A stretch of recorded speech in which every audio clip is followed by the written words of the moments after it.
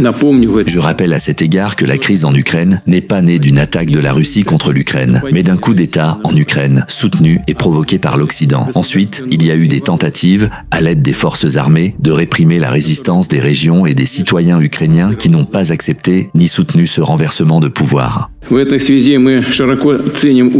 À cet égard, nous apprécions les efforts et les propositions de la Chine, de l'Inde et de nos autres partenaires stratégiques visant à faciliter le règlement de la crise ukrainienne. J'ai bon espoir que l'accord conclu lors du récent sommet russo-américain en Alaska va également dans ce sens et ouvre la voie à la paix en Ukraine.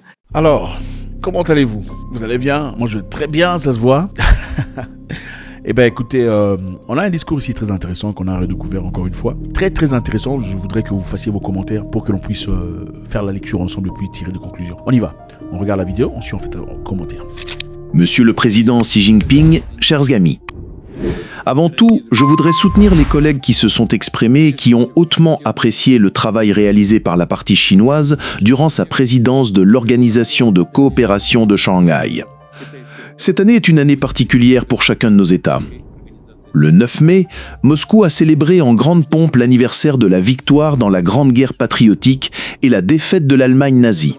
Et après-demain, à Pékin, auront lieu de vastes cérémonies consacrées à la victoire sur le militarisme japonais et au 80e anniversaire de la fin de la Seconde Guerre mondiale.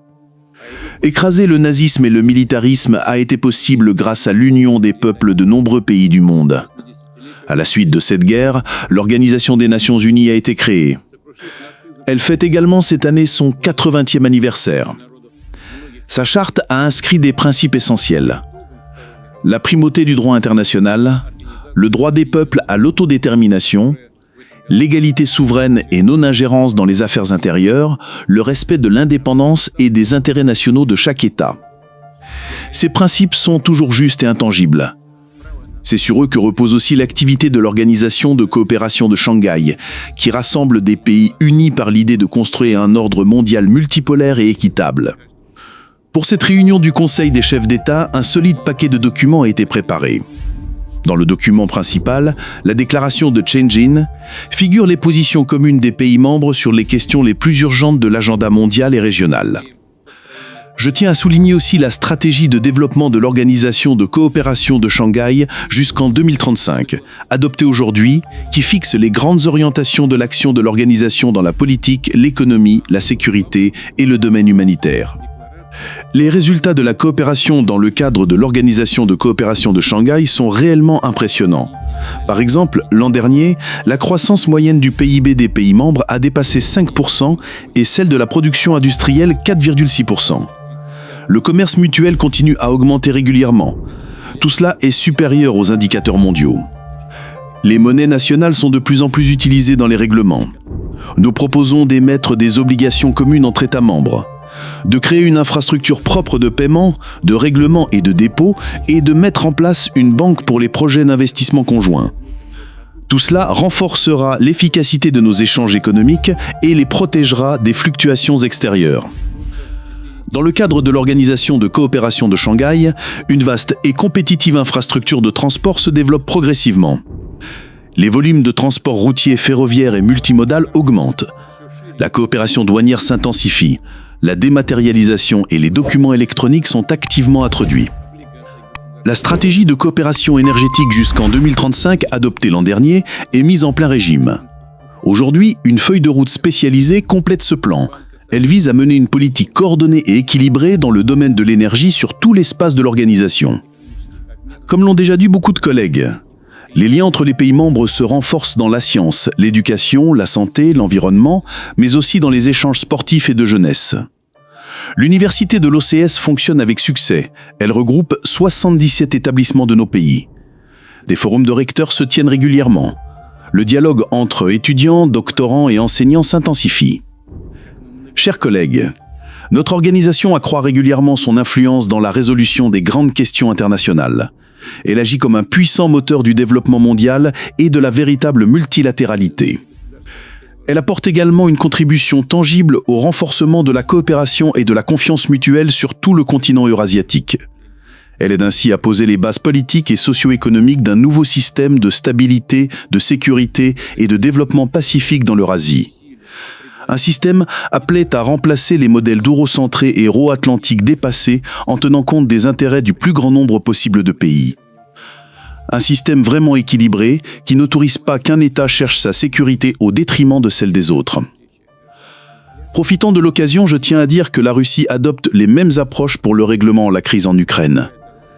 Je rappelle que cette crise n'est pas née d'une attaque de la Russie contre l'Ukraine, mais d'un coup d'État en Ukraine soutenu et provoqué par l'Occident, suivi de tentatives d'écraser par la force les régions et les citoyens qui refusaient ce renversement. La deuxième raison de cette crise est la volonté constante de l'Occident d'entraîner l'Ukraine dans l'OTAN, ce que nous avons dénoncé à plusieurs reprises depuis de nombreuses années comme une menace directe à la sécurité de la Russie. D'ailleurs, c'est ce coup d'État de 2014 qui a écarté les dirigeants ukrainiens qui s'opposaient à l'entrée dans l'Alliance. Dans ce contexte, nous apprécions les efforts et propositions de la Chine, de l'Inde et de nos autres partenaires stratégiques destinés à contribuer au règlement de la crise ukrainienne. Je souligne aussi que les accords obtenus récemment lors de la rencontre russo-américaine au sommet à l'Alaska vont, je l'espère, dans la bonne direction, ouvrant une voie vers la paix en Ukraine. Au cours des rencontres bilatérales prévues aujourd'hui et demain, j'informerai en détail nos collègues des résultats de ces négociations à l'Alaska. Hier déjà, lors du déjeuner offert par nos hôtes dans le cadre de ce sommet de l'OCS, j'ai eu l'occasion d'en parler avec le président Xi Jinping en l'informant détaillément de nos échanges avec le président des États-Unis. Mais pour que le règlement en Ukraine soit durable et solide, il faut éliminer les causes racines du conflit dont je viens de parler et rétablir un véritable équilibre en matière de sécurité. Une des tâches prioritaires de l'OCS reste bien sûr le maintien de la stabilité dans les pays membres et sur leurs frontières extérieures. La Russie soutient le projet de programme contre l'extrémisme jusqu'en 2030 et est prête à participer activement à sa mise en œuvre. Nous jugeons extrêmement important l'accord signé aujourd'hui pour la création à Tachkent d'un centre universel de l'OCS, chargé de répondre à tout l'éventail des défis et menaces modernes, ainsi que l'ouverture à Dushanbe d'un centre anti-drogue séparé. Nous espérons que ces centres commenceront à fonctionner dans les plus brefs délais. Pour conclure, je voudrais remercier nos amis chinois de la grande efficacité de cette réunion des chefs d'État de l'OCS. Je suis convaincu que les questions liées à l'application des accords conclus ici à Tianjin seront examinées en détail lors du Conseil des chefs de gouvernement de l'OCS, qui, comme prévu, se tiendra en novembre à Moscou. Nous serons heureux d'y accueillir les délégations de chacun de vos pays, chers amis.